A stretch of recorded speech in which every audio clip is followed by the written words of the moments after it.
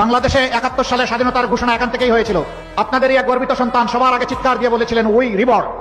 তিনি হচ্ছেন এলডিপির সম্মানিত সভাপতি ডক্টর কর্নেল অলি আহমদ বীর Vikram. Wake up to reality. বাংলাদেশে ৭১ সালে স্বাধীনতার ঘোষণা এখান থেকেই হয়েছিল। আপনাদেরই এক গর্বিত সন্তান সবার আগে চিৎকার দিয়ে বলেছিলেন উই রিবর্ন। তিনি হচ্ছেন এলডিপির সম্মানিত সভাপতি ডক্টর কর্নেল অলি আহমদ বীর বিক্রম।